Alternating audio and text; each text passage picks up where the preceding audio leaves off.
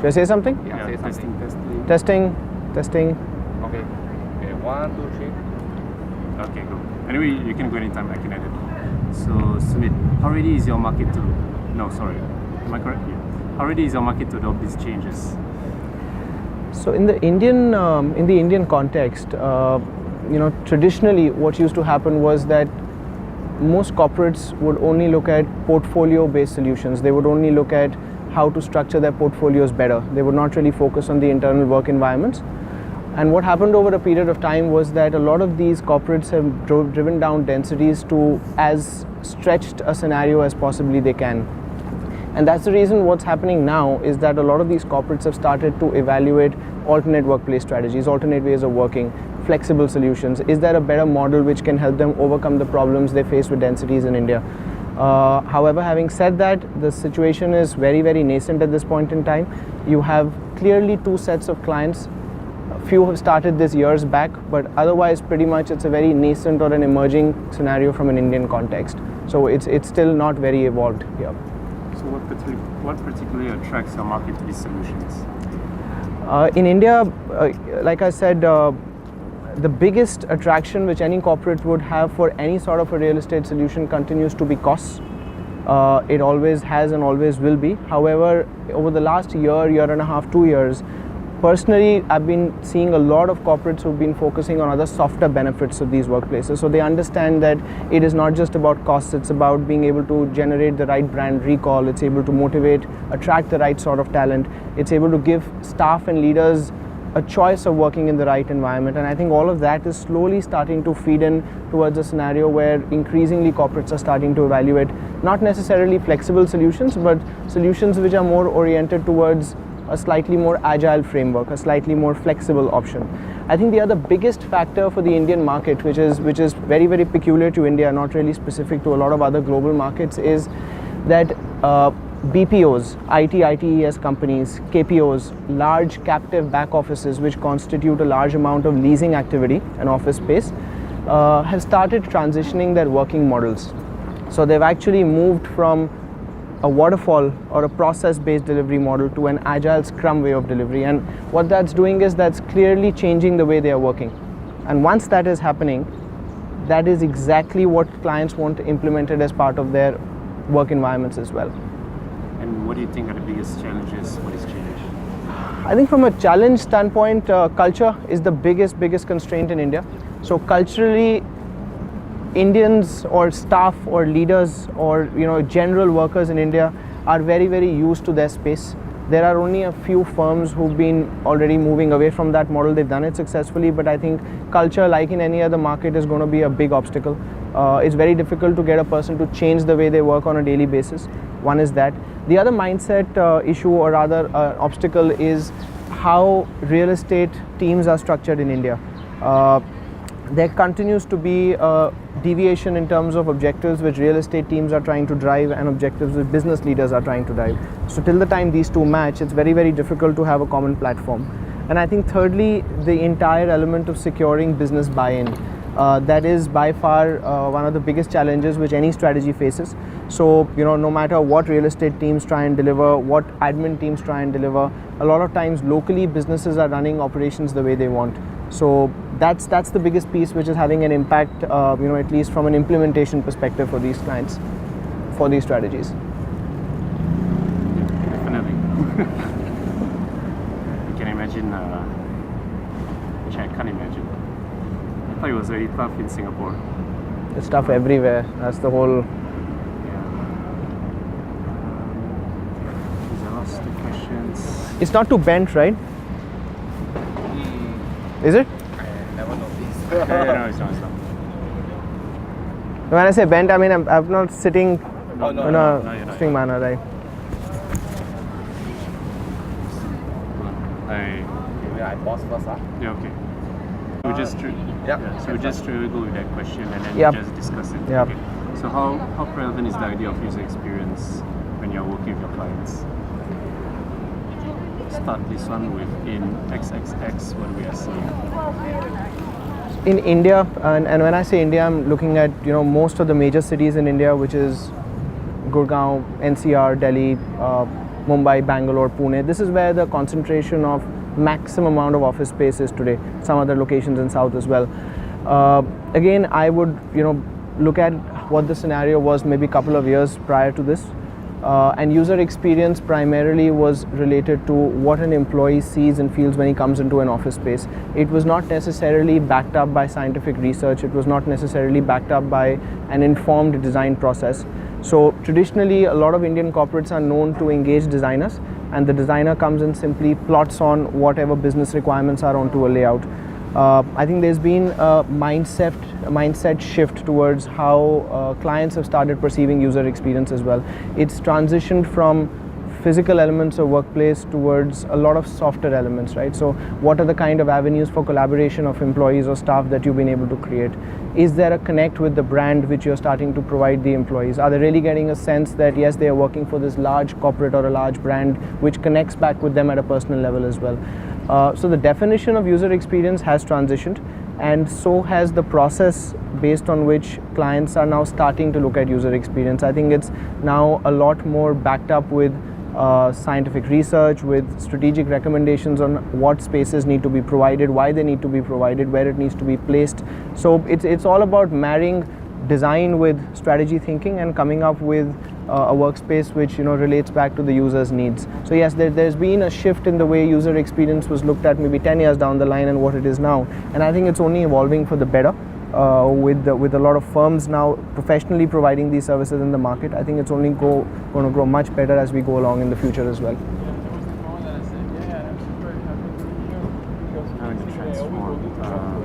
Yeah, I'll tell you which ones it is.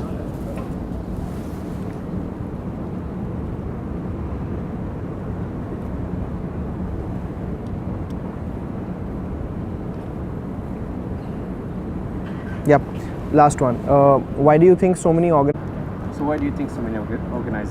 miss the opportunity to true transformation when they run change management projects within a workspace? Yeah, so very, very typical to what I've personally seen or what we've seen as a firm in India as well.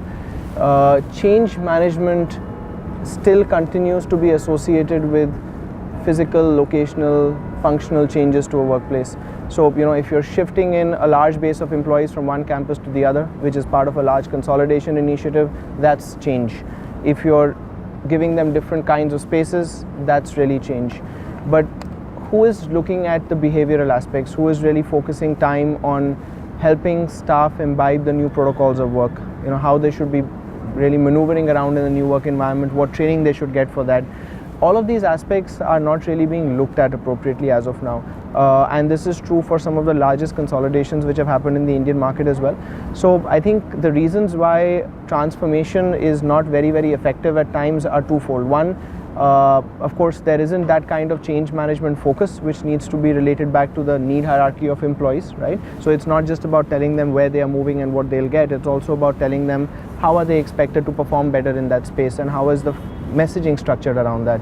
And I think the other element why transformations have been failing is because clients in India till today, barring a few, set few names, they're just not thinking about sustenance. So they are not being able to think through what happens when a change manager leaves or when a move-in is concluded and everybody is settled in the new space. How are you sustaining that behavior? What processes are you adopting? Are you really putting in place the right governance models to be able to ensure that change is sustained? So for me, change sustenance is the biggest piece which is lacking in the Indian market today, and that's true for some of the largest firms we've worked with. And the moment the firms start thinking on those elements and clients start giving that due importance, we'll notice that change management as a whole becomes all the more successful from a transformation standpoint.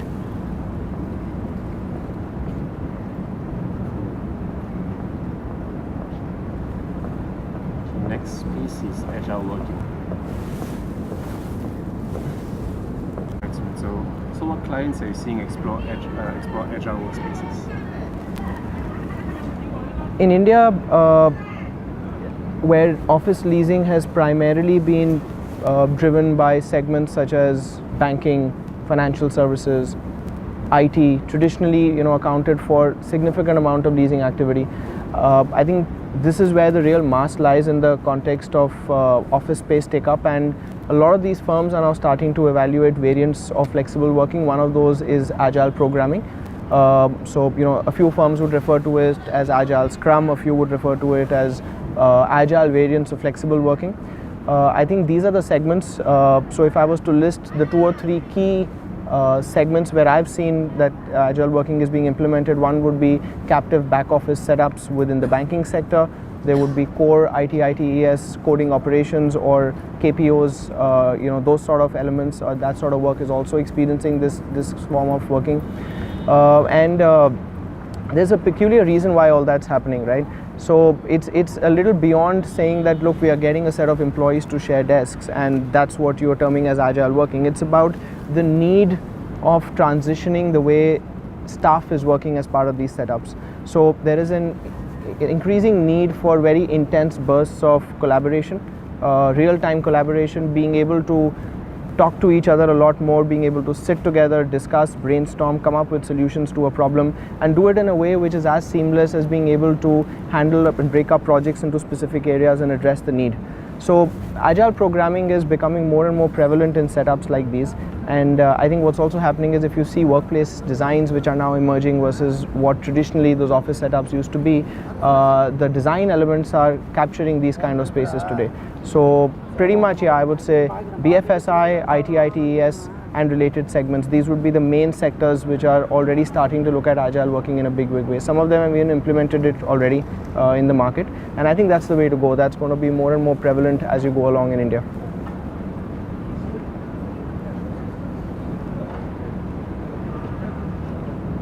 Change management.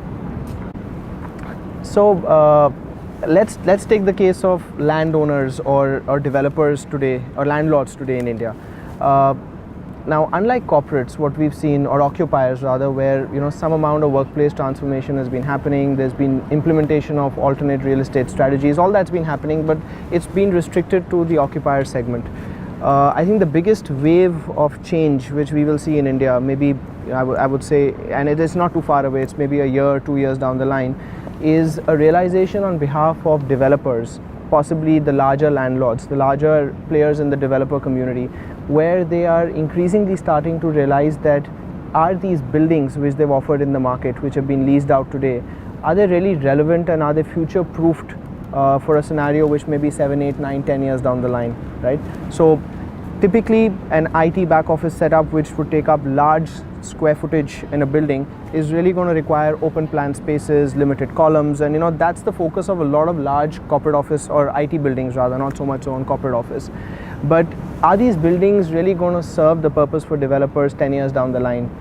Have they future-proofed this space? Have they married this in line with what tenants are looking at in the market? I think these are questions which developers will need to answer soon.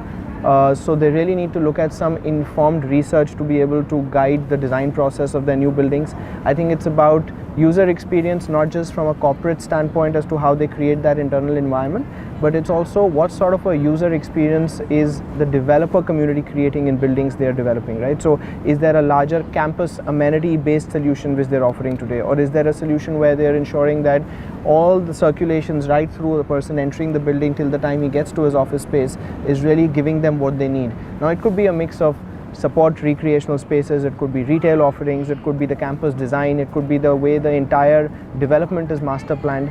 All of that needs to be related to tenant needs. More specifically, a trend which is again not emerged in the Indian market now, but I think another 7, 8 years or 5, 7 years down the line we'll see it happening, is sector focused buildings coming up, right? So we've known cases in international markets where certain kinds of products are heavily oriented towards certain segments. I think the Indian market is not that mature enough yet, but give it a couple of years, we will see variants of office space products coming in from a developer standpoint, which are going to be focused on specific sectors. So I think the next wave of revolution as far as workplace changes are concerned is going to be impacting developers, and some of the larger ones will probably bite the bullet first. They've already started doing that. There are some large private equity funds in India who built up very, very large scale office portfolios. I think some of those have already started thinking about reconfiguration opportunity in that portfolio, because they're already starting to understand that, look, we need to service office demand not now, but we need to service it 5, 7, 10 years down the line. So what do we need to do with our products today that they become more relevant in the Indian context? I think another big wave which we've already seen in other markets internationally is not come into India now is the entire element of certification. So we've always had our typical lead and some of the other certifications in the market, but there are variants of the certification process. For example, the WELL standard is something which a lot of clients are now talking about, and these are requirements which any developer would need to cater to as far as provisioning buildings accordingly are concerned, because it's going to be the need of the hour from a tenant standpoint. So I think yes, it's a matter of time. Give it a couple of years, you'll see that wave coming in as far as developers are concerned as well. Thank you. Great. Okay. Just Hello, testing. all right. Testing. Isn't the weather wonderful today? Rains, it's sunny. Yeah. Okay, so what is a high performance workplace for you? High performance workplaces are environments that enhance the productivity of the person. So we're trying to design an environment fundamentally around understanding what a person does or what a group of people do and how to best support that kind of activity. Typically a high performance workplace will be different from a traditional workplace, which is, I guess, more of a one-size-fits-nobody workplace, with this idea that we have a single place and every kind of work activity you need to do happens in that one place. Whereas a high performance workplace is one that has a diversity or a richness of different settings that enables a person to do different kinds of work in different places when they need to. That enables them to connect with their colleagues in the way that they need to and at the time that they need to, and in a way allows the self-organisation of work to happen. You might have answered a bit this question. So what are the distinctive attributes? So this is a bit what you've answered. Okay. What are the key benefits of the high? I'll answer the distinctive attributes as well, Okay. because we don't know how we want to piece this together later. So just ask me the question again and then. So what are key attributes of a high performance workplace? I think what you see with a high performance workplace, the key word would have to be diversity. That we have a richness of types of work that can be supported. So we'll see places that are not only very good for collaboration, everyone talks about collaboration nowadays and how important it is, but also concentration. So places where you can really focus, separate yourself and get into really deep and focused thought, because as much as collaboration is critically important, we must always balance that with the ability for someone to focus and get work done. That innovation is a combination of the both. And when it comes to collaborative spaces, we need diversity of collaborative spaces. The idea of one central cafe space as being the only way to collaborate really doesn't make that much sense. Most of the collaboration we see happening in the workplace is happening at the individual work point. People standing next to each other, people standing next to each other, people leaning over each other's shoulders. They're not going to walk away to a cafe, 5 minutes walk around the corner to do their work for 15 minutes. They want to be there and in the moment. So there's probably 5 or 6 different types of collaboration, and all of those need to be supported as well. And then that's just the idea of high performance work within the workplace. And then there's also, of course, high performance work that can occur at home, in cafes and other places. But I guess at the heart of it all too, we need to start to unpick what work actually is. What is high performance work? How is work changing? How are we embracing AI? How are we bringing technologies into how we work? How are we collaborating and working together in different ways? All of these things need to be brought together to understand high performance work. Then we can build the workplaces that come after that. Sequence wise, that might actually end up earlier. Yeah. Are we going to get much of this No, it will be. noise? Yeah. The insects? It's pretty loud. It's louder than No, from our ear is loud. Do you want the workplace strengths or benefits? benefits. What are the benefits? The benefits of high performance workplaces have to be supporting high performance work. So that's going to be speed to market, it's going to be quality of innovation, it's going to be better decision making, it's going to be, sometimes I think with the modern workplace that it's a little bit like building a brain, that you're trying to create the synapses of an organization by connecting people together. So environments that build bigger networks of people and enable them to connect much more easily is the fundamental of building sort of the corporate brain. And that is really at the foundation of what high performance work is. And then what the real estate industry, what the design industry has to do is interpret that into how to create environments to enable that to happen in the most effective way. And then I guess the other point is the user, the worker, doesn't quite understand why we need to make this shift yet. So we have to explain to them how these new environments aren't cost-saving measures, but these are actually ideas that are truly at their heart are trying to support them to do their job better, to enjoy their work better, and to get better outcomes for their organisation. Okay, I think that's on. This is on the high performance work. Yes. Okay, let me Or just do you- think. do you wanna- No, I can answer it. Just let me think for a minute about the key points I want to make. Yeah. So it's what are the obstacles, and then followed by how do you convince people to adopt a high performance solution. So I think that could maybe. Okay. Then it's Okay. good. So what's the first one? What are the What are the obstacles? So Peter, what are the obstacles for change? I think the biggest obstacle we have for adopting these new ideas around high performance work is mindset and momentum. So, we have this momentum. We've always done things the same way. Why do we want to change? And I think because some of these new environments have potential also to be much more cost effective, we get distracted by the cost saving potential and we forget about the true enabling potential of these workplaces. And so I think getting cost and performance mixed up is certainly a big hindrance to that conversation. And I think just awareness. We need to build much more awareness about why these changes are happening. And then I think the other obstacle is a really natural human obstacle, which is people, one, they don't like change, and secondly, they're very territorial about the way they use their environments. If we go to a cafe, we always like to sit at the same table. No doubt at most people's family kitchen tables, members of the family will sit in the same positions around the table. That is a natural human tendency. But high performance workplaces aren't necessarily about sharing, and that's a common misunderstanding. It's fundamentally about giving people choice. So some of the high performance workplaces will have a little place that you can call your own, and you have a diversity of other settings to choose from. And other ones are more dynamic and more enabled, and literally you move from one place to another place. But in that sense, you need to shift the sense of territoriality away from my individual desk to my team area, so that we start to own things as groups and as communities and not as individuals. And that can satisfy that human tendency for territoriality, whilst also giving you all the benefits of that kind of space. They really try and challenge you. They are. You want to check? I already checked. So it's good? Okay. Can hear, but his voice is dominant. Okay. So I mean, it's not a. It's like the same when we were at the OCBC there, the HSBC. But this one is constant one. Okay. And again?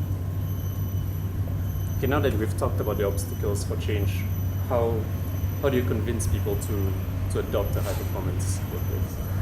Well, that's an interesting question. How do you convince people to adopt a high performance workplace? I mean, it's not that, or it shouldn't be that hard to adopt people to, it shouldn't be that hard to convince people to adapt high performance work. Surely that's the objective of every business and every team. It's the workplace at the end of that sentence that I guess is more challenging for people. And I guess it's not really about convincing them. I think you actually need to build the solution with them, and that's about working with them to understand the nature of what is their work, not just now but in the future, and to what degree the environment can support and inhibit that, what they're scared about, what they're excited about, and you bring that together. If you build it together, then it will naturally be adopted by the people who create it. If you impose a solution upon someone, and particularly if you impose it without really understanding what high performance work means for those people, you run the risk of, as we have for the last 20 years in workplace, applying solutions that are generic and are not really solutions that are generic and are not really designed for specific people, but are just one general solution that doesn't really work for anybody. And so what we've been doing poorly in traditional open plan workplace, we could equally do poorly with these new high performance workplaces if we follow the wrong process. Now, is there another way to answer this? Earlier you were talking about leadership as well. Yeah, okay. Do you want to bring that back in? Or? Oh, we can try. Who knows where all this material is going to end up with us. Okay. So leading a program of new workplace requires participation across the whole of the organisation. You need leadership buy-in at the very top to understand that it is a very real and very useful solution for the organisation. And they need to understand how that ties in. The leadership needs to understand how that ties in to their overall objectives for changing the business. I mean, we live in an age of we live in an age of digital transformation and other really burning issues, and the connection needs to be made at leadership level between those burning corporate issues and the potential of the environment to be an enabler to make those things happen. In fact, almost the environments that they have today are maybe disabling or inhibiting the ability of an organisation to actually make these transitions that are critically important for their survival in the future. So you certainly need leadership buy-in. At grassroots level, you often find certainly the younger people are very early adopters of many of these ideas. They hear about it in the media, they talk about it. It's quite often the biggest inhibitor sits in the middle of the organisation, which is being pressured from the top to drive change, which is nervous about the reaction of their employees. They're probably nervous already because the way work is changing, more empowerment of younger people. Younger people are so connected to new ideas and know how to find information that middle management's being a little bit left behind, and so they absolutely are the crunch. And when they feel fearful of change, they will put their feet down and try and slow it down. Okay. You want to take a break or you want to go? No, I'll keep going. Okay. So now we're going to talk about experience a bit. Sun shifted a bit. Can you, is it? It's still It doesn't.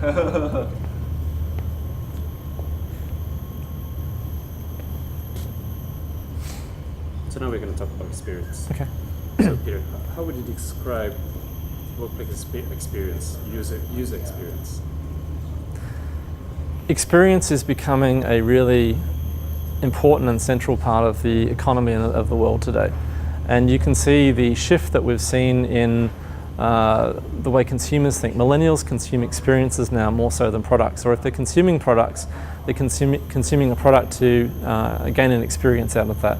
And if you look at social media, it is full of people sharing their experiences. What I ate today, the place that I went, my friends, are all the experiences that we share. So if that's become the typical mode of how people look to be satisfied in their lives, then it's only natural that experience flows on into the way we think about the places where people work. And so user experience at the workplace is understanding that there are different kinds of people with different needs and demands, and how do we anticipate and support those experiences. And part of, or tied into all of this, is the amazing transformation in technology, which allows us to get more real-time feedback with what's happening with a person and their experience of an environment, the ability to interact and control an environment, the ability for the environment to, or the physical environment to learn about what the users prefer as their experiences, and then be able to better support those experiences. And as AI comes into this conversation, you'll see buildings are able to anticipate the needs of their users and try and make more delightful experiences. And the challenge is to understand what are those experiences and why are they important, and to what degree is there variance in experience that we're trying to support people with. And we need to move away from experiences that are about, well, it's about, don't make it a bad experience. So we all know that kind of experience, which is we don't complain about it until it goes wrong. And then there are experiences about delighting people. So what are the special little things that you can do that just make someone's life that little bit extra easy, and they go, wow, I'd never thought about that. I'm so glad somebody thought about this and enhanced my experience. So now that you spoke a bit of experience, could you give some examples of particularly innovative examples of good workplace experience?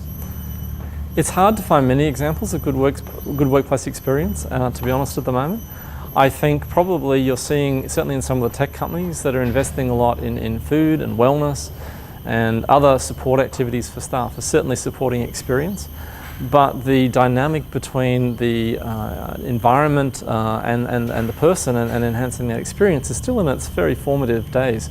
You're seeing apps that allow you to say it's too hot and it's too cold, and it takes that input from everyone working in the space, and over time it will start to adopt to create the optimal temperature conditions for people and respond for space. With the way that you can start to map out floors and start to see that there's hot places and there's cold places, there's places that have lots of empty seats, there's places that don't. Apps that enable you to find places to work in highly dynamic, high performance workplaces are going to start to fill in that experience piece. But we're seeing it happening at the moment in small pieces. A little bit of the problem is solved here, a little bit of the problem is solved here. There's very few organisations looking at this at the moment from a very complete and holistic perspective. And how does a client get started thinking about creating a workplace experience? how does the client start to think about? Creating a workplace experience.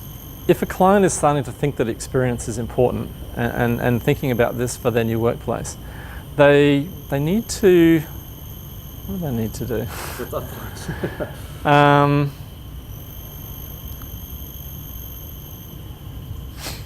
No doubt in most organisations there is some thinking that we need to do something about this. We need to embrace the idea of experience. Where do we start? I think you start with elements that are already there. Perhaps there's a wellness program in the organisation that could be expanded upon. There will be interest groups in the organisation, either social groups or special focus groups. Maybe it's parents groups or other groups that will have issues that you can start to build experience around. But I also think within the more fundamentals of real estate, we all know that there are things that don't function well in workplaces that cause bad experiences for people. So we can start at that very foundational level, being able to find a meeting room in a non-territorial environment, to be able to find a desk when you need one and not to be walking around for 10 minutes finding a desk, to find colleagues when you need them, to be able to create meetings very quickly, to walk into meeting spaces and find that there are whiteboard markers that work. This is sort of a development of what we currently call the FM industry, and maybe it needs to shift from facilities management into workplace management and experience management, where a lot of experience is about thinking about the little things and making sure that the little things that matter to people actually work. This is a hard question, but anyway. Yeah, no, I do enjoy it when my docking station works. Hang on, my legs are a bit numb. Give it a second.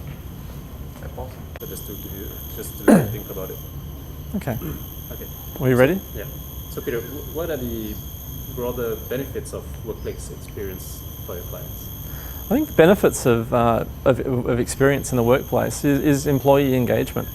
You want your people to feel that they're being looked after. We do live in a culture where it's a little bit of a me culture, where everybody wants to know what's in it for me, what do I get out of this? And when an individual recognises that the organisation is caring about them and is paying attention to them and their specific needs, I think that kind of experience builds engagement, builds trust and builds stickiness to an organisation. And so I think it's the logical evolution of engagement into how you actually enact engagement in a physical way for the people in the environment. Okay. Now we move to transformation. So how can physical workplaces support?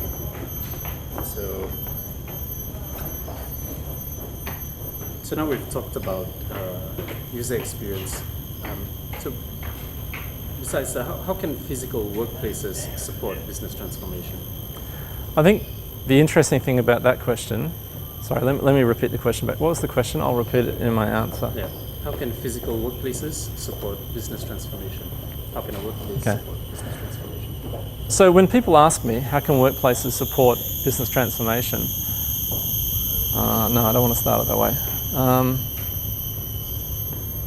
Okay, I know how to start it. So I think the connection between business transformation and workplace design is often misunderstood. In fact, many people don't even recognise there is a connection between the two. But in one sense, in an organisation, you have a group of people trying to create new environments, spending money to create... No, it's not coming out right. The first thing I said was good, but then I got into the wrong detail. How do I start that response? The connection. I don't think people understand the connection. Okay. Between design and transformation. So how can physical workplaces support business transformation? So I don't know whether people really understand. I think people really... Sorry. We're ready to run? I don't think many people still understand the connection between business transformation and workplace design. Workplace is this physical, technical, operational thing, and business transformation is this much bigger, broader kind of issue. But actually the two can be very, very entwined. And so there is great value in being able to take your there's great value in being able to take your business transformation program and connect it to what you do in workplace, particularly if you're building a new workplace, because every element of that business transformation can be built into that workplace. But not only that, the process of creating that new workplace itself can be a part of the business transformation process. And that opportunity is often not taken up by organizations. Often they think about it too late. But even in an existing environment, you can make modifications to that environment, not just in physical ways, but in behavioral ways that align with the business transformation that you want. And one of the biggest areas of that transformation we're seeing at the moment is, how do you build digital culture? How do you build cultures of change readiness? Because business cycles move so quickly now, the idea of change management for 12 months to create a transition in the way people are thinking is too slow. You need environments, you need change to happen much more quickly in organizations. And in fact, some of the high performance workplaces that we build with our clients are triggers or catalysts for business transformation, because they build change ready cultures. That people are in this ready state of constant, okay, what do I do now? How do I change? That being on the edge of change at every point in time. And what evidence have you seen of fundamental business or personal transformations that come as a consequence of new workplaces? The most interesting example that I've seen of a transformation as a consequence of a workplace was a personal transformation. But clearly, if this personal transformation would happen to all the employees, it would be a fundamental transformation of how they work.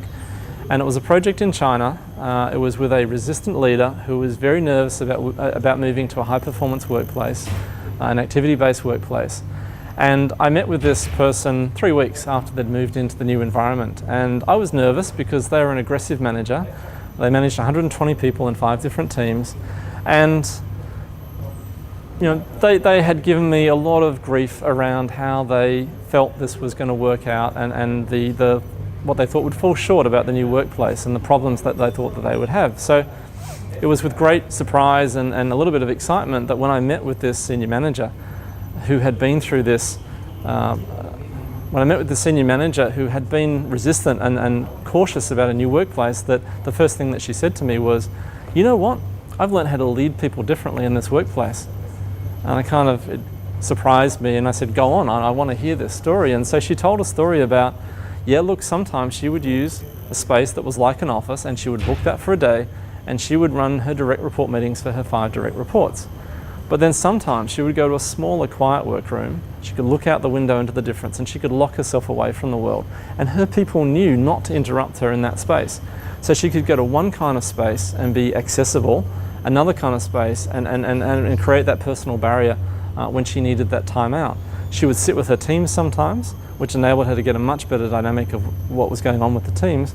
And then sometimes she would just sit in more like a cafe seat off to the side of the work area, and colleagues would come up and have conversations with her that they would never have before, because it was sort of in one way confidential but in another way informal. And so she had started to learn how to use different kinds of spaces in different ways to enable different forms of leadership for herself. And overall, she found that incredibly empowering. And so what she had lost from moving away from the office and the defined space, she had gained many times over in the way she could lead her people differently.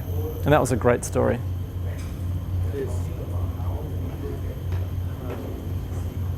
And opportunity for true transformation when they run change management projects for their workplace. Okay. So I'm a big believer that really good change management can allow transformation of a business or a culture to happen in parallel with the move to a new space. But in most cases that I see, certainly working in the APAC market here, that potential is never fully realized. And I think it's because in some ways it's become commoditized. So it's been turned into a series of steps and processes and workshops, and the true purpose of what you're trying to achieve has been lost. It becomes distracted by the fact that people think it's about understanding the basics of how to work or operate in a different environment and dealing with the issues just of normal change, moving from one location to another. Where's my favorite cafe? Those sorts of issues are overwhelming and distracting from the transformation potential. So I think those all work in combination to kind of diminish the potential of these programs. So I think there's a need to certainly engage at a higher level with leadership, not about the space that you're creating, but what can I do with this space? Why are we building this space? How is that going to help us change and transform, to make sure those messages are running in parallel with all of the other messages. So I think we get the timing of change wrong. I think we tell people the wrong things at the wrong time. You need to understand when people are listening and be able to tailor your message at that point in time to engage with them. And often one of the most important parts of that in terms of a new workplace project is day one, when someone walks in with their box and they look around, they go, my world just changed. And even though somebody sent me a newsletter, even though somebody invited me to a town hall, I wasn't really listening. So that's the formative moment when new patterns are being set. And so we need to have a combination of, we need to tell people stuff, but you need to get into the trenches with them and help them work through that transition and that change, and encourage them to do that as groups led by their leaders who do it because they know what this ultimate transformation is that they want to achieve from that change. Okay. Now we're going to Agile. Okay. That's all for transformation. Okay, just put you in the Agile mindset.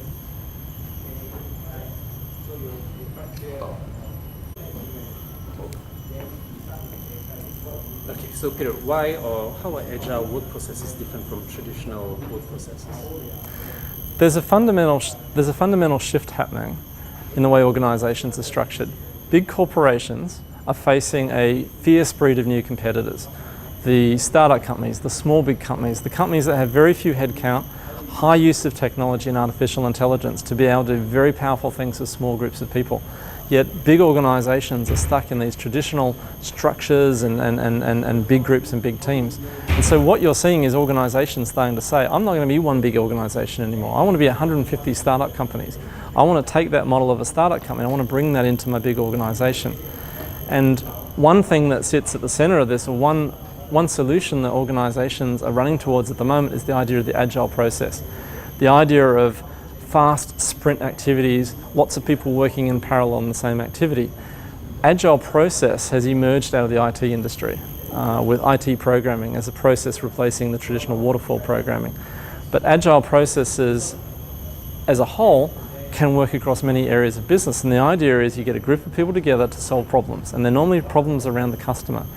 So this is what lies at the heart of the agile process. And one of my fears about agile work environments, and I don't mean mobile work environments, I mean work environments that drive agile processes. My fear is that people will rush to assume, what was I going to say?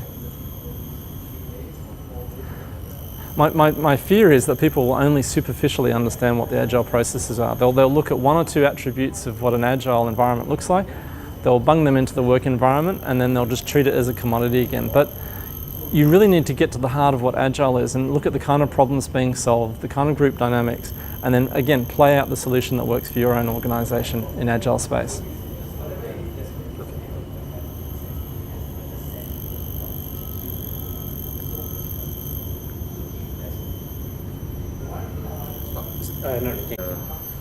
Investor questions. Okay.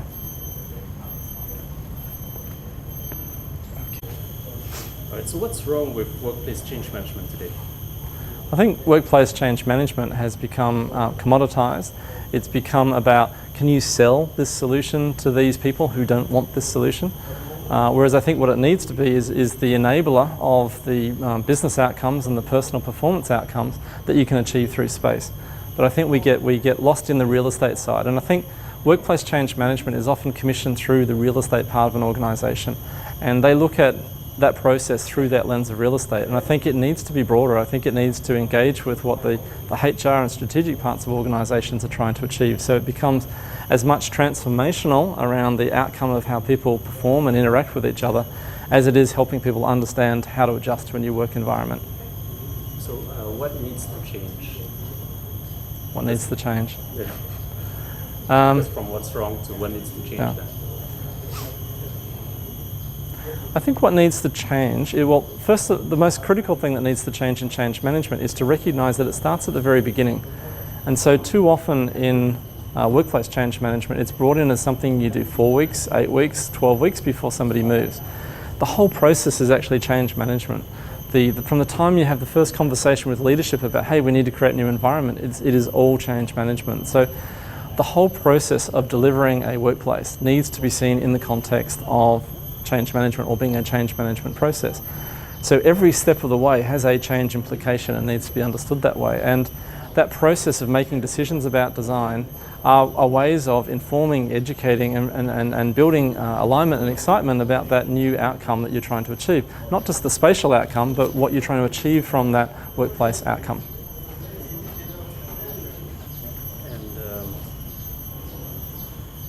So what are the attributes of good workplace change management?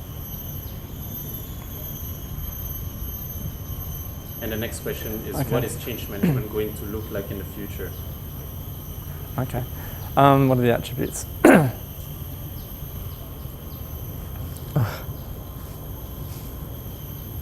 okay.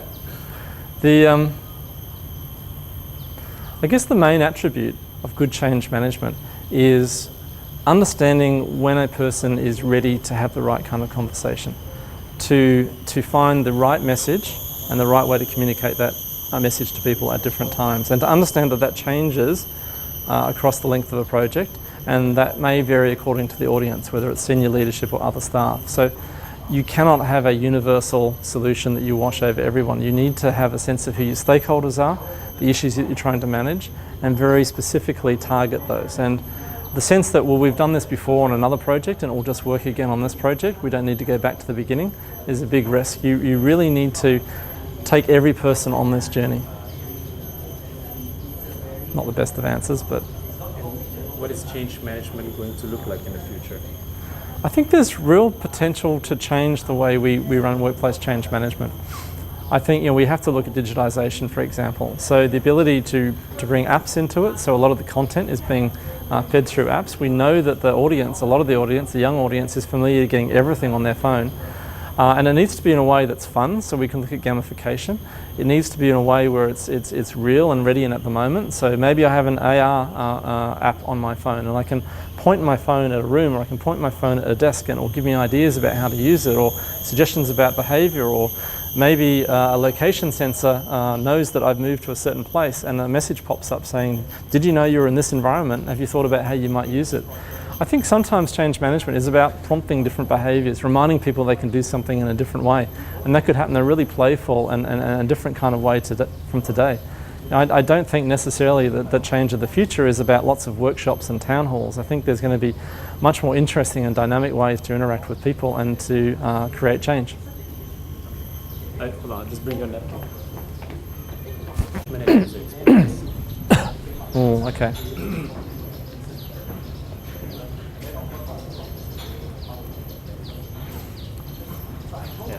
Okay.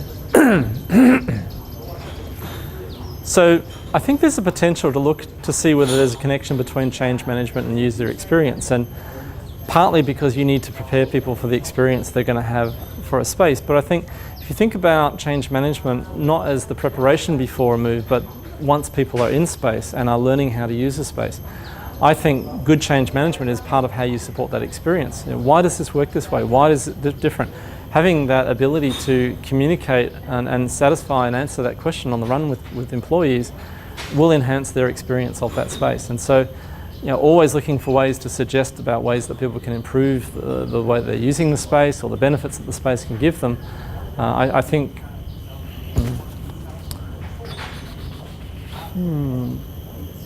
Did I answer it at all in that start of that question? You did. And then for the user experience and how you can benefit from it. Yeah, okay, I've got one more answer to this that might answer it in a different way. I mean, I can see in the future that we could easily have an app that is supporting the experience of the user, but at the same time is very subtly supporting them with change management, giving them hints of how to improve the way they use something, supporting them when they've got problems. Can be both teaching them about how to perform better in the space and enhancing their use and enhancing their experience of that space. And what's the most, I don't know if you have a story for this, what is the most successful transformation that you've seen? Don't know. I'm going brain dead. Last set. What's the last questions? Next set. This is the last question in change management, and then it's followed by investors. So investors is more like co-working, user experience, community. Yeah. Okay. So I don't know if your mind is more ready for that piece, and then we can come back, or... I think I'm almost dead on change. So what do you want to ask me now? Sorry. Okay, so we just finished on change, right? Yeah. Yeah. So the question is, what is the most successful transformation in the world? I don't know. I can't think of that one right now. So let's get on to the next questions. So investor challenges. What are the big challenges that changes in work and workplace will have on the investor community in the future? So potential talking points, co-working, user experience, community curation, hybrid solution, and Okay. wellness. Okay. You can break it into a few Yeah, points. I will, and I'll try and build the question into the answer.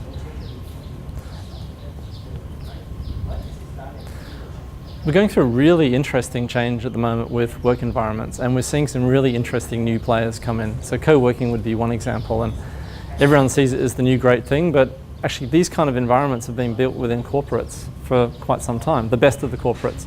But what we're seeing is a publicly promoted, high-profile, different way of working. But we're also seeing one that's threatening landlords and threatening owners, investors, because they are threatening to change the nature of the relationship with the tenants. And perhaps in some ways that's happening because some tenant organisations aren't changing fast enough to create the kind of dynamic environments that people are attracted to. And so, you know, we're seeing very, very cool co-working environments being built.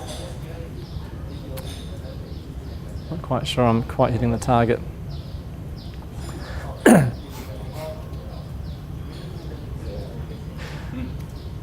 I mean, we've seen great workplaces for many, many years, but we're seeing a new kind of great workplace at the moment no, I don't want to start that way. I want to talk about owners and investors. No, that's all right, I'll start. Okay.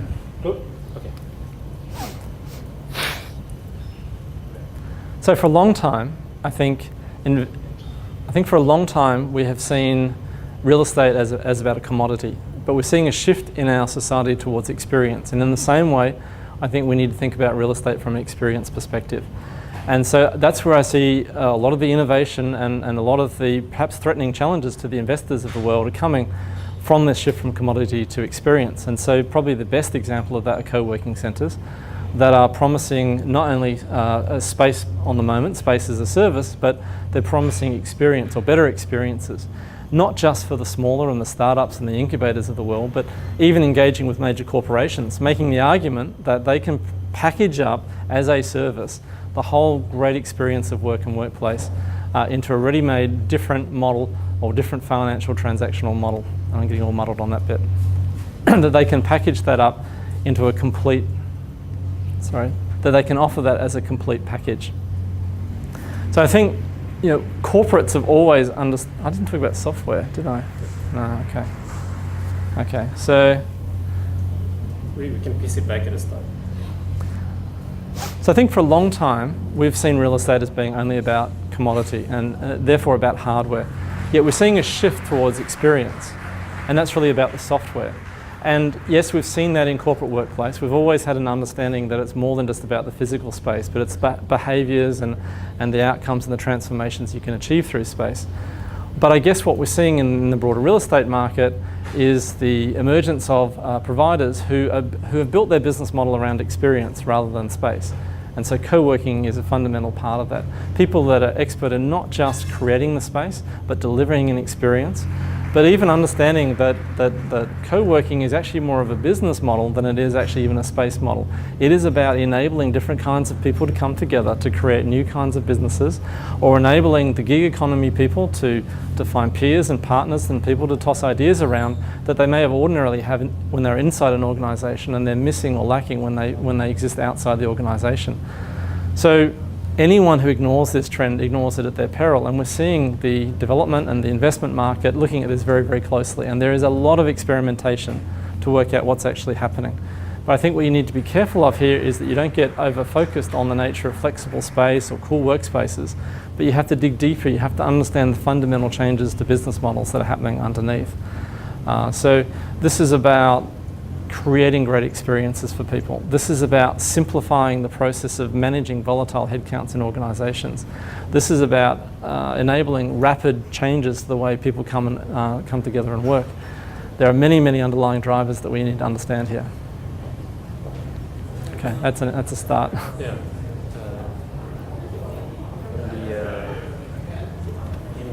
Is Aidan here too? Yeah, let's get Shinatsu going. So hi Shatsu. Hi. So what is a high performance workplace? What is a high performance workplace? It's what everybody wants, I think.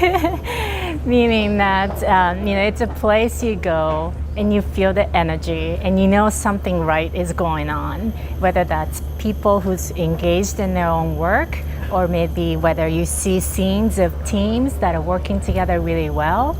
Whether it's the moment you walk into a workplace, you feel the sense of the brand and you understand the story of the brand. And then a high performance workplace is also a place that seems really flexible. That flexible to accommodate to changes of time, changes of industry, changes of business. And in the end, I think, also a facility point of view, something that's really cost efficient. So there's so many facets to that, to high performance, because we're looking at we want a lot of things out of workplace. We invest in workplace to increase employment engagement, but also business outcomes, and also make it a smart real estate investment. Do you know, or more specifically, what are the distinctive attributes of a high performance? Sure. So what I just touched upon, which is people performance, facility performance, and then business performance. I would put it into 3 buckets like that. Does that make sense to you? And in terms of characteristics like look and feel, for example? Look and feel. I would say look and feel is very different from each company, each industry, each region. But I think it's the energy you feel. You walk in and you feel some sort of sense of energy of that company. And I mean, being a designer in the past, I wouldn't want to draw it down to a look and feel, but it is the sense of energy for this place. I get what you mean. And from your point of view, how ready is your market to adopt these changes? So when you answer this question, then you just say like which market that you're working with. Sure. Yeah. Every market that I deal with, which is Japan, China, and in Korea, I look at workplaces in North Asia, and they are all eager to create this high performance workplace. And so I think they're ready in a way that they want to learn about it. They understand that it's supposed to be really good somehow. and yet I think they need guidance in defining what that is and how is it different from what they have now versus where they want to go. And where they want to go is so, the whole concept is so vast and it's very conceptual that they do look for consultants or experts who understand exactly how to build it and then also to maintain it.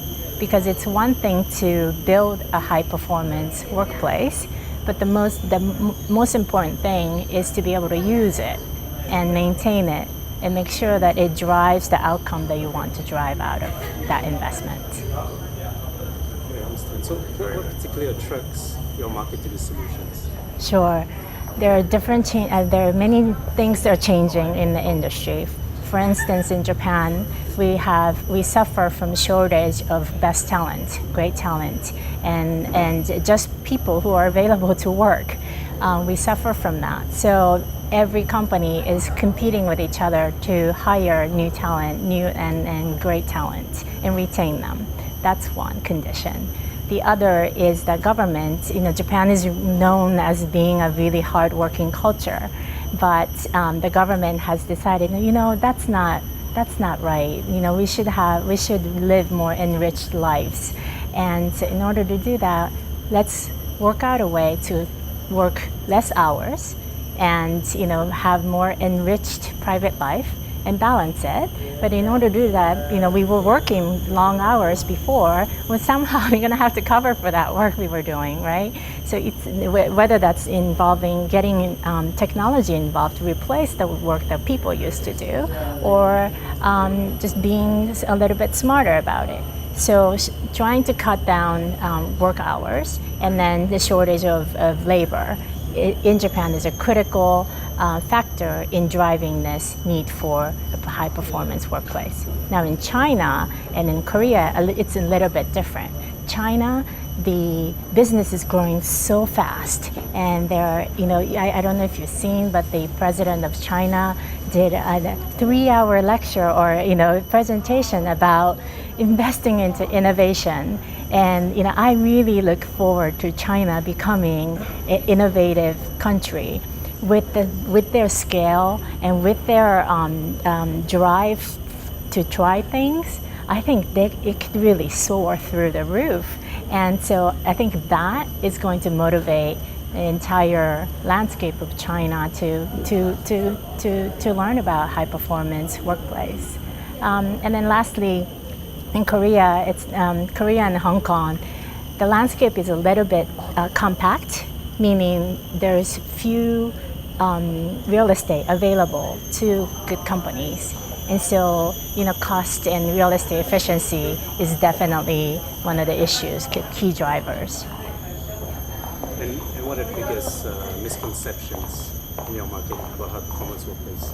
Misconception is two things. One is this idea that someone else, some expert's going to come in and build it for you.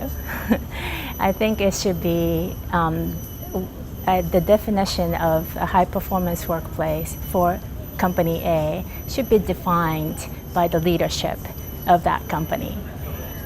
Because high performance is not, high performance workplace should be different from one company to another, because their business mission is different.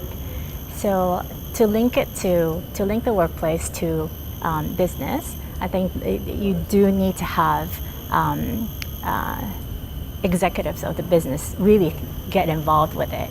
I think in the past we have seen a lot of CEOs and people in the C-suite maybe not so interested in the impact a workplace can have on business performance or employee engagement. We got to change that. It's not about maintaining a facility. It's about really reflecting your business vision onto a space. So that's one misconception. So we spent in CBRE, we spent a lot of time talking to executives. Where do you want to be as a company from 10 years from now? We have to start that conversation from there, rather than saying, your facility now is really inefficient. Let's change here, this and this and this. It's little things, You got to talk about big picture and big vision first. So that's one misconception. Second thing is that workplace tend to be focused on space, but it's really about we're building the space for people. So the misconception is that once you build the space, we have to train our end users, our employees, how to use it and how to change the way they work so that it does drive out the results that we're looking for. I always talk about building a kitchen. Workplace strategist basically builds a kitchen, but we can't teach your chefs to cook an amazing meal, and that's on their company, and that's leadership, that's management, and that's employees who are interested in the new ways of working, new ways of collaborating. So yeah, I would say those are the two misconceptions. So yeah, kitchen designers. That's right. If you want to sit down, you can. Adapt to how do you convince? How do you convince people? Oh, sure. Okay. So how do you convince people to a high performance workplace, to adapt to it? Well, let's share the vision. Why are we doing this? In the end, this is not an environment that's forced onto people. It shouldn't be. It is a recommendation. High performance workplace is a place we are building for people for them to perform well. So we have to get them to understand that this is an investment into them. And so the moment it becomes your workplace, your place to perform well, people are going to start thinking, oh, wow, I've got all these tools. Now I can do better. I mean, it's similar to, you know, you saying, oh, I got an iPhone. Now I want to switch to iPhone X because it does this, this, this, this. That's great. My life is going to be so much better. Same thing with workplace. You know, I think so. How do we convince people? Well, let's share all the benefits. You know, what's going to come out of it? Why are we building this? We're building this because it's going to benefit you. And it's that's the part that we need convincing. And I think that once you build it, people would understand it. You just got to guide them to understand that here's a kitchen, you know, now you can do this and you're going to do well. And so, yeah, I guess the danger in forcing what's called high performance workplace just because the real estate team is doing it, or just because this is the global initiative. I think that's a wrong way of telling that story, honestly. I think we need to focus on, you know, we're building this for you so that you can perform better. And once you start telling that story like that, why wouldn't you adopt? Thank you. Yeah, you convinced me there. Good. Okay, next, it's the other thing we're going to talk about, experience. Yeah. Yeah. So. What were some of the questions? Can you run through the questions? I'll go through review list. So the first question is, how would you describe workplace experience or user experience? How would you describe that? Yeah. And followed by, why is it important? Yeah. So why is user experience important at work? Can you give examples of particularly innovative examples of good workplace experience? Okay. So I love to talk about our office. How would you describe workplace experience or user experience? Sure.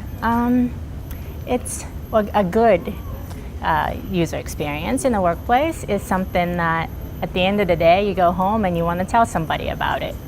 And guess what? I visited, you know, such and such office today, and it was incredible, and it's memorable, and it has some sort of an emotional impact on you. To me, that's a good experience in any kind of space when you want to talk about it. I think I want to talk about this institute after I go back home, because it's such a beautiful setting, and a beautiful setting for your mind to get a lot larger than, you know, your day-to-day task-oriented, you know, busy kind of space. And I love that CBRE invested time in securing a place like this so that you can think bigger, you know. So a good experience is always, I think, purpose-driven and focused on purpose. So especially in the workplace, I think it's really important to tell your brand story. And it's not through a mission statement on a website. It's not through, you know, one CEO's presentation at the beginning of the year. It's every day when you go to work, do you feel the culture of that company you work for?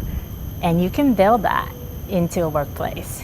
You can build it through showing the brand, you know, creating an impression at the reception, and, you know, flowing through the office space. You can imagine yourself welcoming a guest, your client, very first time they're visiting an office, and they get an impression of the office. Wow, you moved, and it looks, I don't know, futuristic or innovative or creative or open, whatever the keyword is.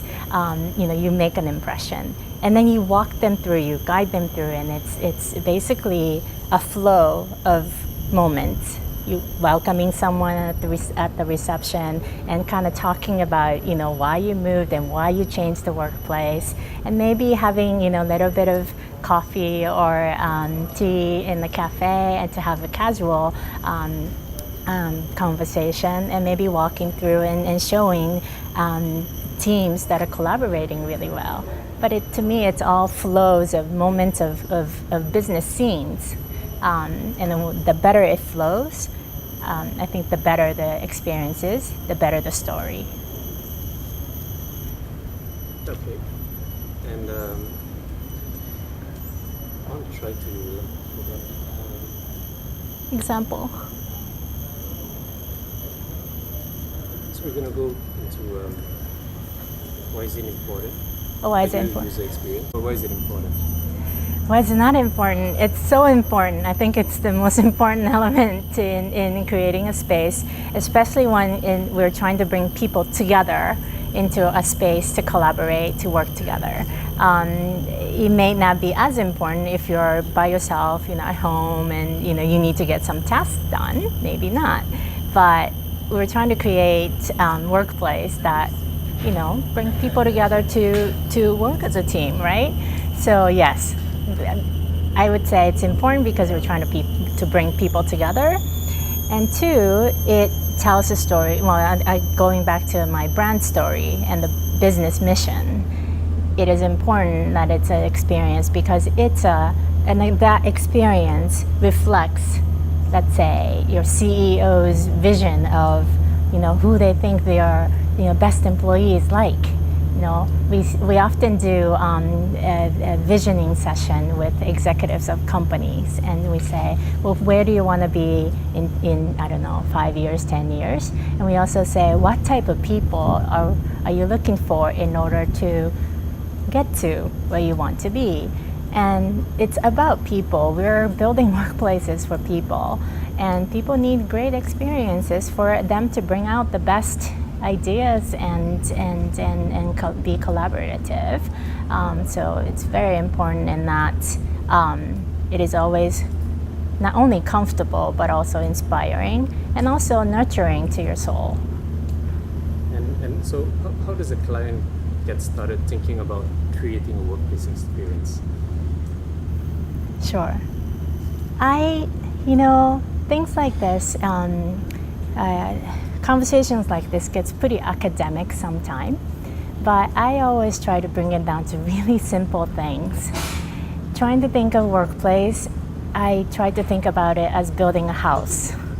If you, let's say, you're a family owner, you're a father, you have 2 children and a wife and a dog and two cars, and you have this picture of really happy family. And how would you like to, what kind of scenes do you see? Like your kids, doing their homework on a large kitchen table where your mom's cooking. And I'm not now starting to talk about a very traditional family, but it's, one that's kind of easy to talk about now. But, you imagine scenes like that, and you're in control of building this house that's going to encourage moments like that, make it happen. Same thing, exactly same thing with workplace. When you envision people collaborating beyond their team, beyond their departments, and people exchanging ideas. Then we talk about exchanging ideas all the time, but it's hard to make it happen ad hoc. So building spaces that flows, building in strategically, building experience for employees in workplace will make that happen. And I'm a firm believer in it because I will tell you, I was a designer for CBRE Tokyo office 3 years ago. And what I'm saying to you about this vision and the story, and almost like building a house, it's pretty much what our CEO, Ben Duncan, said to me. He said, Chinatsu, I want to build this space, and all I see is, my team members just casually talking and just really being professional and being inspired by seeing others excel. I just want a place like that. And that story is basically an experience I go through every day. And I got to design it with him. And that was an incredible experience. And once you built it and people experience it, people did change their minds. People did change and became more open. So, yeah, it is very important. I really need to go and see the Japan office. I do draw a really pretty picture of it. in theater.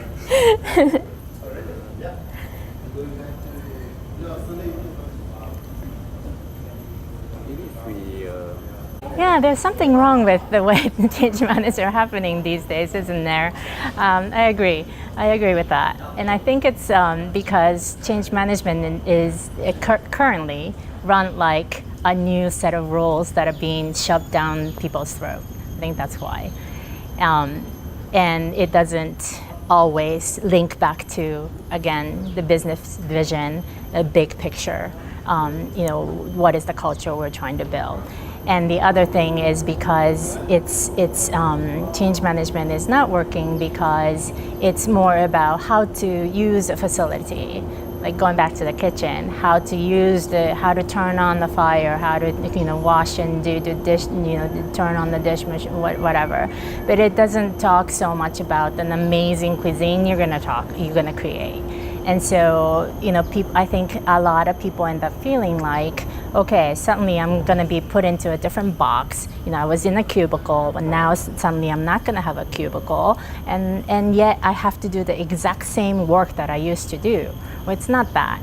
We're building a completely different work environment because we want people to work differently. And I think we have to take the conversation to focusing on performance. What is your everyday, let's break it down to small things. Okay, let's look at your schedule for today. You have a meeting, you're doing emails, you're doing more emails, you go to a meeting, you go to client site, you come back, and then you go home. Okay, in the new agile workplace or high performance workplace, are you doing meeting, email, meeting again? No. What the company is expecting is for you to come to the office and interact with others, exchange ideas, maybe visualize, get your ideas onto a whiteboard, bring in a colleague that is not part of a project team, but to say, hey, look at my whiteboard. What do you see? And it's that kind of interactions that companies are hoping to see by investing in building a high-performance workplace or agile workplace. So you got to change the minds of the people and say, your schedule is going to look quite different, actually. And you're going to get things done in a different way, maybe more efficient, maybe smarter. And maybe you will, in the end, become so efficient that you have time to think about innovative ideas. I think in the end, that's what we're all going for, and that's what high-performance workplace is. And that's the kind of story that we've got to talk about in change management, especially with middle managers. Middle managers are people who are tasked to manage and micromanage their team's time and tasks being done and their productivity. And it doesn't allow the managers to allow for, like they were saying in the lectures today, trial and error, not being afraid to take risks. And because you can't be innovative without taking risks, or you can't succeed really well unless you had some failures, and you got to be able to accept all that. Some companies or some cultures, especially in Asia, really afraid of failures.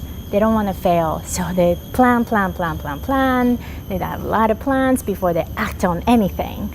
But I think high performance and agile workspace, it really encourages you to take actions rather than talking and planning. But that's a huge change in the mindset of people. A lot of people, if you're creative, you don't know if you are coming out of university with highest aspirations, you might adopt that environment and flourish. But if you're used to working in a certain way for like 20 years, 25 years, and suddenly someone is saying you have to be creative and here's an open space, that's really difficult. So we have to be really empathetic to that, but to draw the picture of a better future, I think. So now that you've pointed out what's wrong with workplace change management, what do you think are the attributes of a good workplace change management? Sure. I think a good change management program is the ones that have the employees really embrace it and make it their own.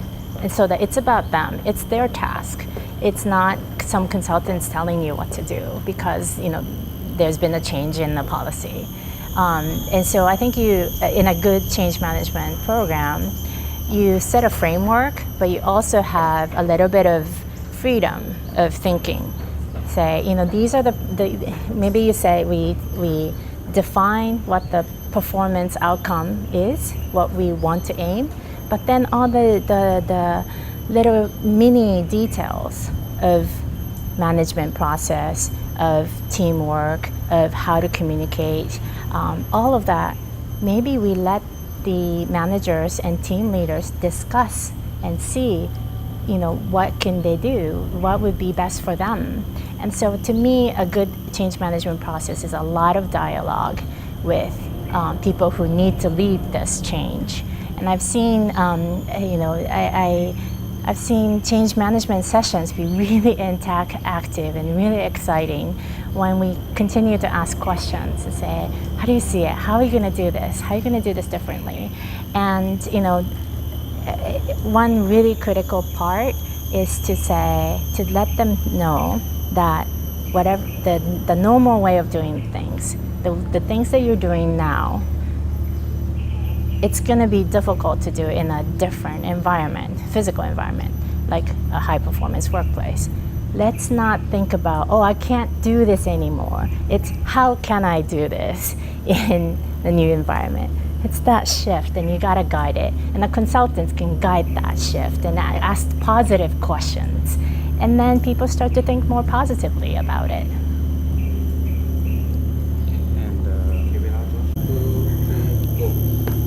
Okay.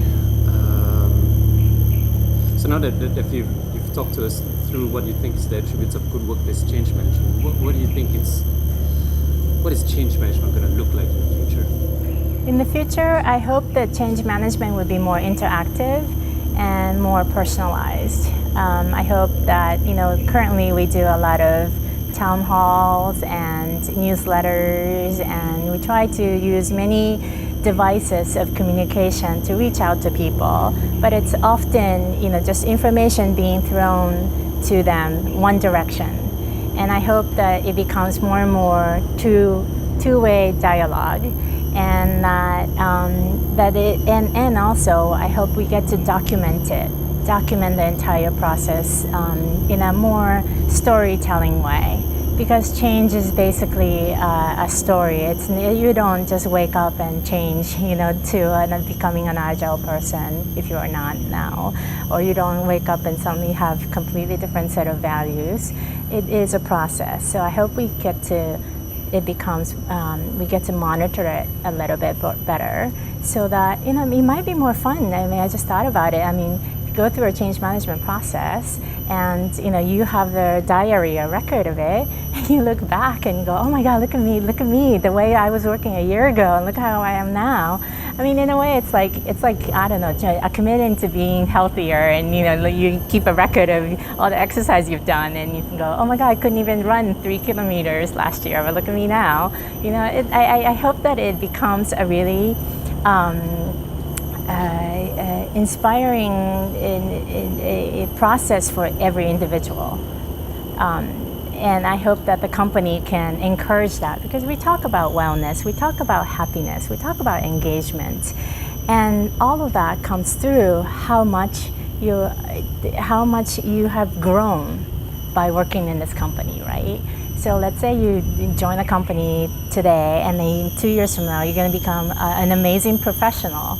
What if you are able to? That's change, and that if that all of that, your growth, how much the growth of the company, growth of the individual, growth of the team, all of that is linked with change management, HR policy, everything, like building the culture, and we see the history of it.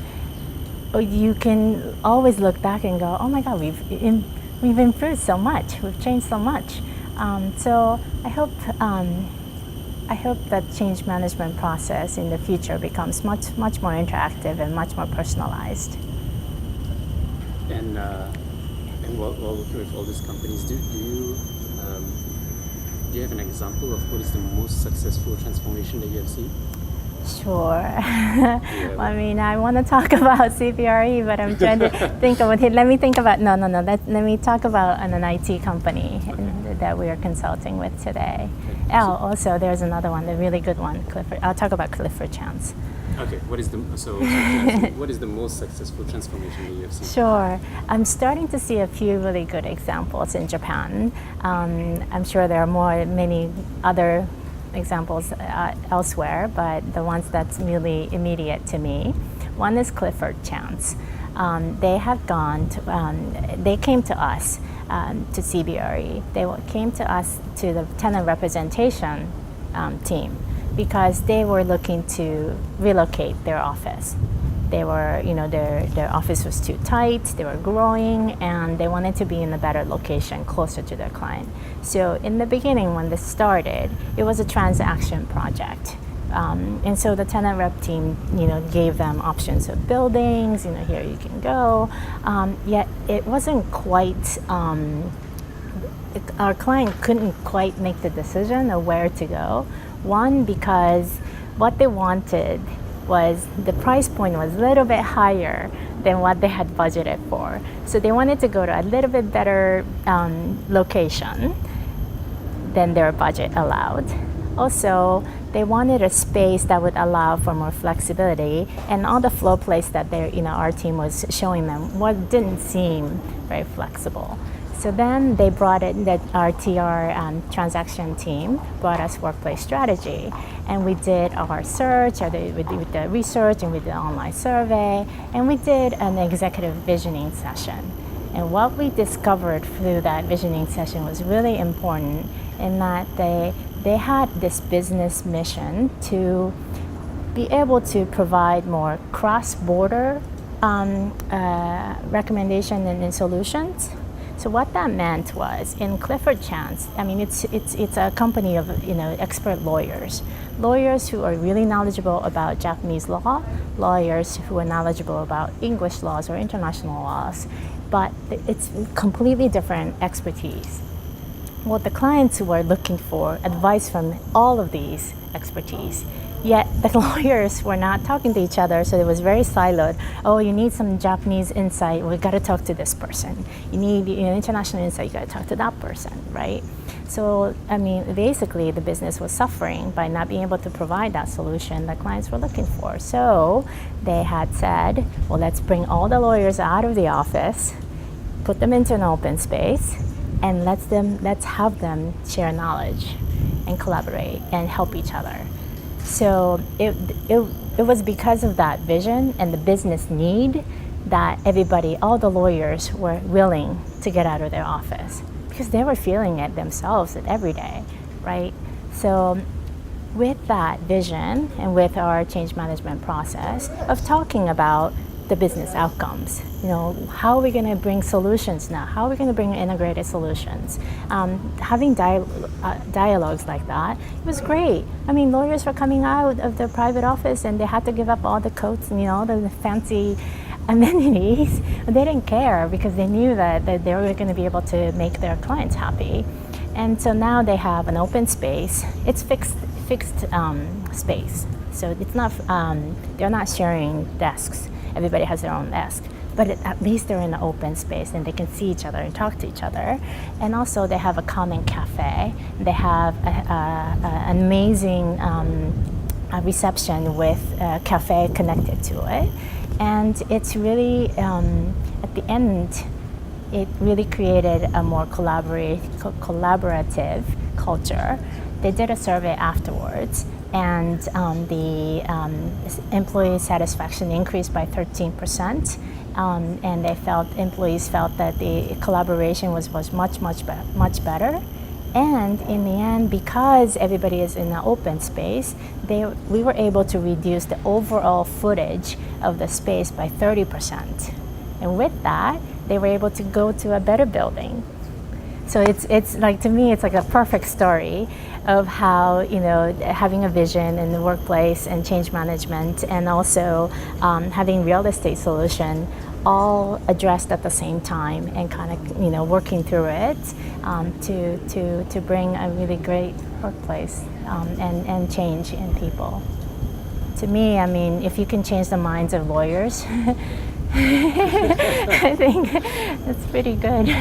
So did the junior lawyers sit with the senior lawyers? Yes, yes, they all sit in the same size desks. Same size? Wow. Yes. Okay.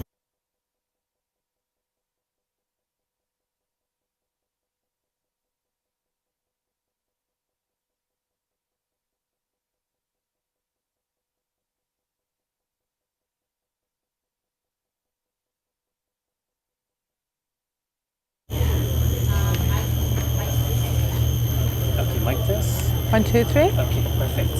All right.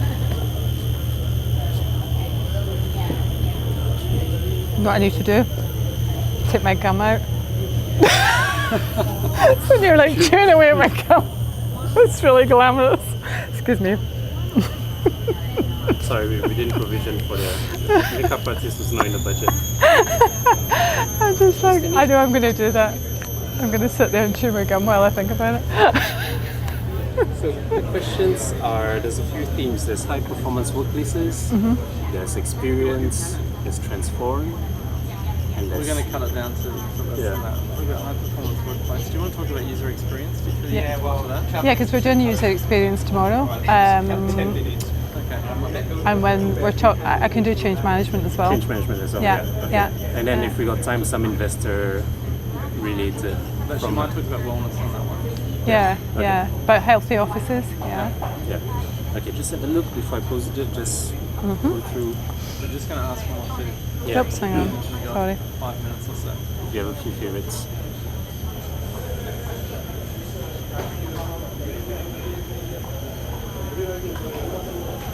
Okay. Okay. So hi, Fiona. Hello. Hello, how are you? So for you, what is a high performance workplace? It's a place that actually facilitates the way people naturally work with good IT infrastructure and supporting the way that we would like the company to grow in the future. And what are the distinctive attributes, like the characteristics, look and feel?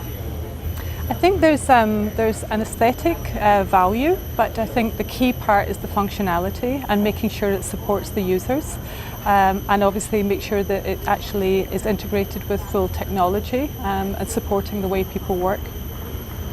And what are for you the key benefits of a high performance workplace?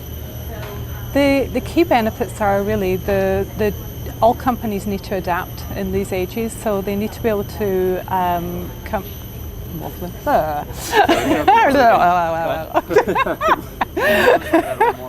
It's like from pride, I know. Okay, yeah.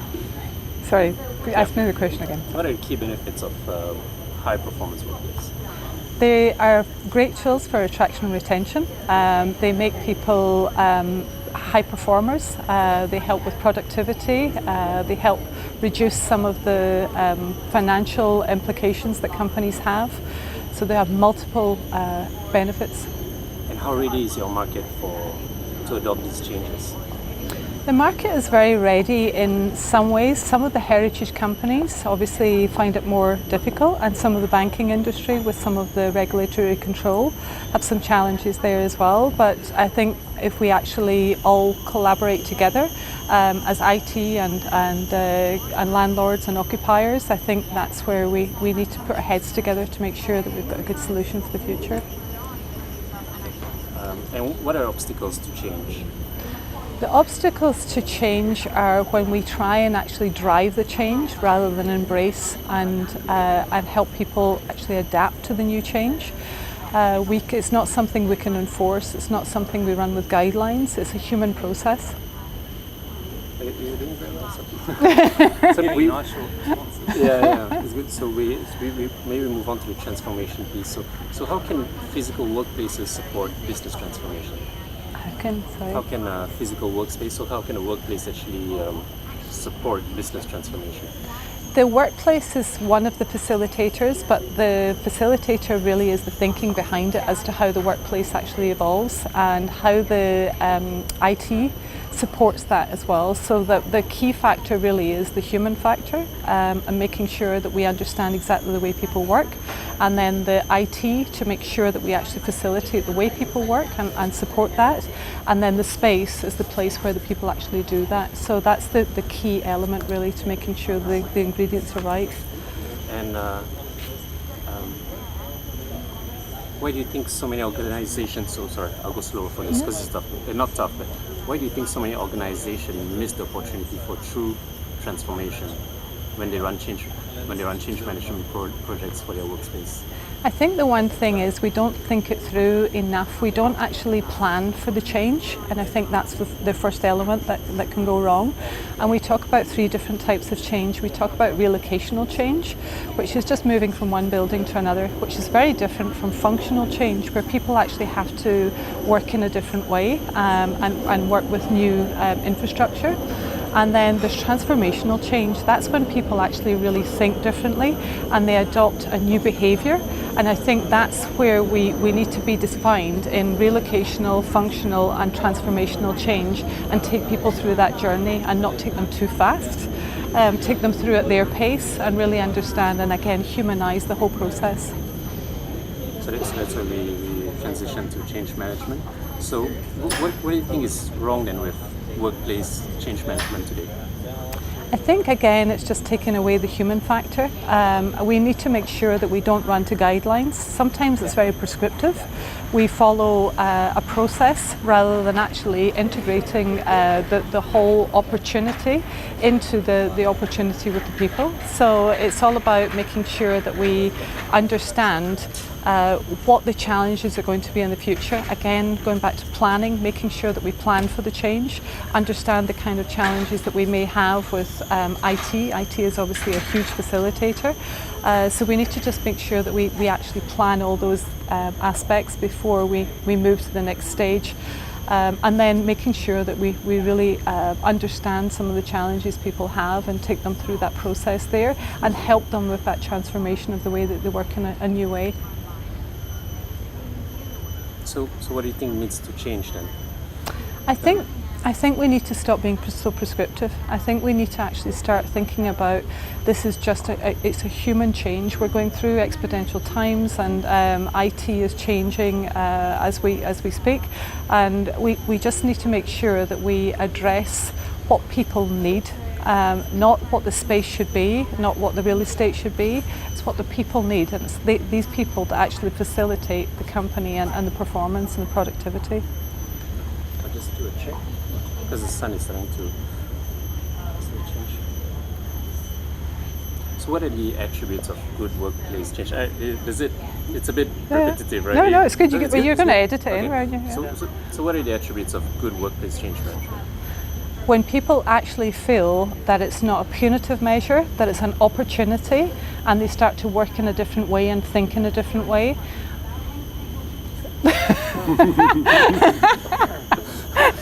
Sounded honest until then. Okay. And do you want to continue that, or? No. Okay. So, what is change management going to look like in the future? Change management in the future, as far as I would like to see it, is really actually looking at the way people work, not thinking about the space, but thinking about the people, then thinking about the technology to support them, and then thinking about the space as the place that they work. And that can be anywhere. It doesn't need to be a traditional office. It can be anywhere that work can happen. So I would like to see people actually really focusing on that and making sure that we understand that the people are the core element of change management, and facilitating that to get them to a really productive and happy workspace.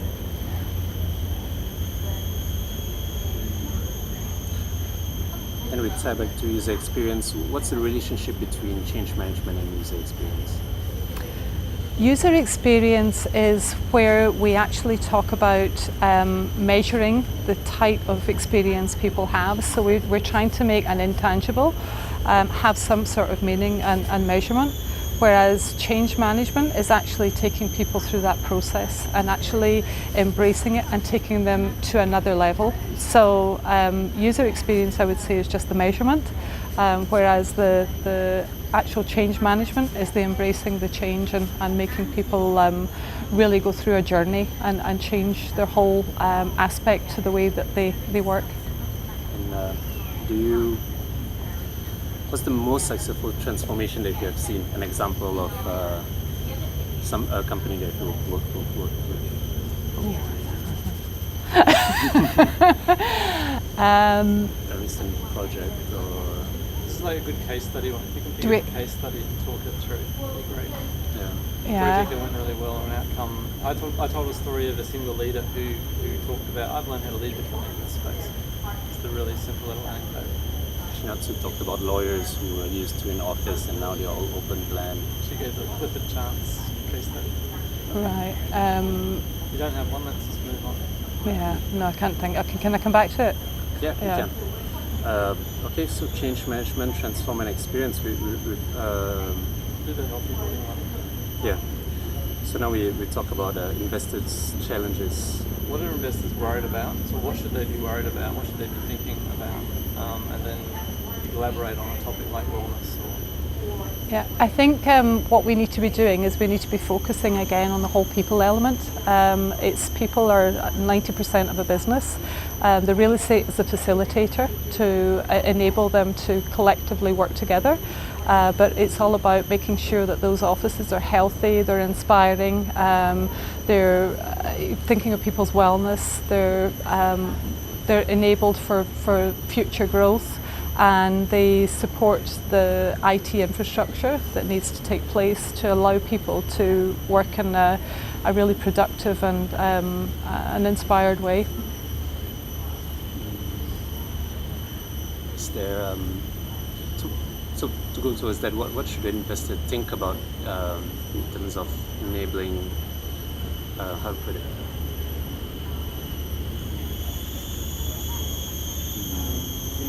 Why should an investor worry about green buildings and healthy buildings? Why should they? Yeah. Because it's all about the people. It's the people are what makes business happen. We're moving into a really strong gig economy, which is obviously exponential growth, and we need to get ourselves into the way. Obviously, you know, we already.